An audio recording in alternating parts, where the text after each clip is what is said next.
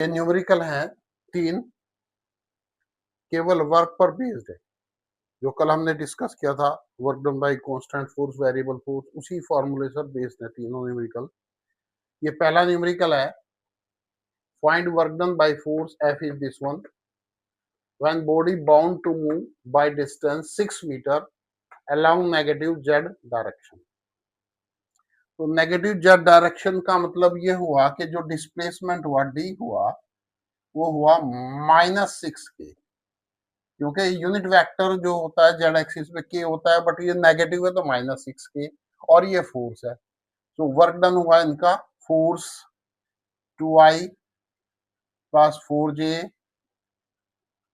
Minus 0.5k dot D, D है -6k। तो dot product है आई डॉट के 0 होता है, जे डॉट के भी 0 आएगा, के डॉट के 1 आएगा, तो वर्क आ जाएगा 0.5 और 6 के मल्टीप्लाई करके 3 जूल। इतना सिंपल सा क्वेश्चन है। सेकंड क्वेश्चन, सेकंड को मैं यहां कर देता हूं उसको। A force F is A plus by is acting on a body. Calculate work done in displacing body. Y is 1 meter to Y is 2 meter when A is this one and B is this one. इसमें work done निकालना है। देखें formula क्या है, F is equal to A plus by। यहाँ पर variable है y। जब y डायरेक्शन में फोर्स लग रहा है, y वेरी करेगा तो फोर्स भी वेरी करेगा। तो y वेरी कर रहा, फोर्स वेरी कर रहा, तो वेरिएबल फोर्स हुआ। और वेरिएबल फोर्स का वर्क डन का फॉर्मूला था W is equal to integral F।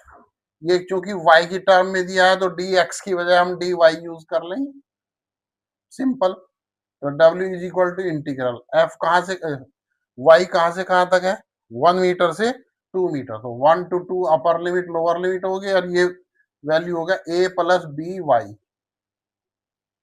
Into D Y. अब इसको इंटीग्रेट कर देते हैं, a as it is, y का इंटीग्रेशन dy का इंटीग्रेशन y आएगा, लिमिट हो गया 1 to 2 प्लस b, y का integration y square by 2, limit 1 to 2। तो W is equal to A की वैल्यू कितनी गिवन है, 0.5। तो ये हो गया 2 माइनस 1, ये 2 और फिर -1, प्लस b की वैल्यू है 1, तो 1/2, ये भी 0.5 हुआ, और y स्क्वायर y की वैल्यू क्या है 2, 2 2 जा 4 हुआ, -1 1 जा 1 हुआ। तो W is equal to 2 minus 1 1.5 plus 4 minus 3, 4 minus 1 3, 3 5 जा 15। तो you are getting work what 20 joule. ये वेरिएबल फोर्स है,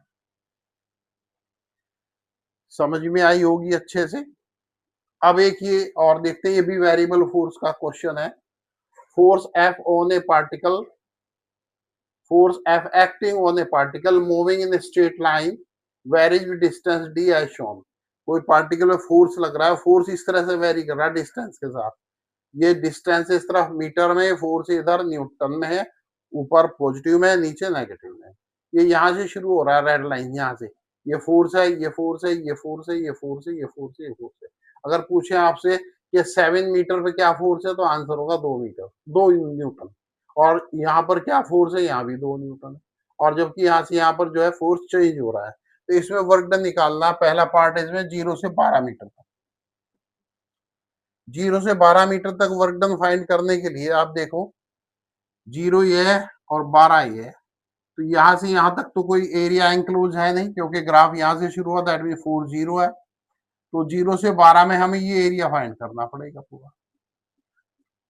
और ये एरिया हुआ 2, एक तो इसका एरिया प्लस इसका एरिया। तो फर्स्ट पार्ट में क्या हुआ, इसमें work done is equal to, ये 3 है, 7 है, कितना हुआ ये 4, 7 माइनस 3 4, और ये कितना है 2। तो इस पोर्शन का एरिया क्या है, स्क्वायर या रेक्टेंगल का जो भी है, 4 इंटू 2।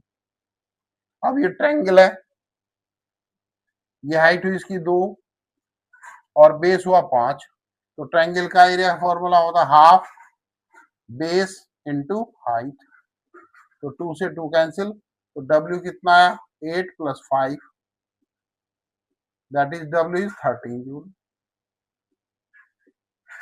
सेकेंड पार्ट है D is equal to 3 metre, 3 मतलब ये यहां से लेकर कहां तक है, यहां तक, ये वर्क पूछा है। ये वर्क है पॉजिटिव इधर, क्योंकि सारा ग्राफ ऊपर की तरफ है, फोर्स नेगेटिव पॉजिटिव की साइड में, और ये नीचे की तरफ, दैट मीन यहाँ फोर्स नेगेटिव है, यहाँ फोर्स कितना है 1 है, तो इसका एरिया नेगेटिव में आएगा, और ये पूरा एरिया क्या है पॉजिटिव में। तो वर्क डन क्या होगा सेकंड पार्ट में, वर्क डन, ये टोटल एरिया कितना आया था फर्स्ट पार्ट में 13, माइनस ये कर दें, कितना है ये एरिया, लेंथ इंटू ब्रेथ, ये 1 है और ये 2 है, तो कितना आया 2 इंटू 1, तो वर्क इज व्हाट 11 जूल। ये सिंपल पार्ट है। तो ग्राफिकली कैलकुलस से दोनों से हम वेरिएबल फोर्स से वर्क डन कैलकुलेट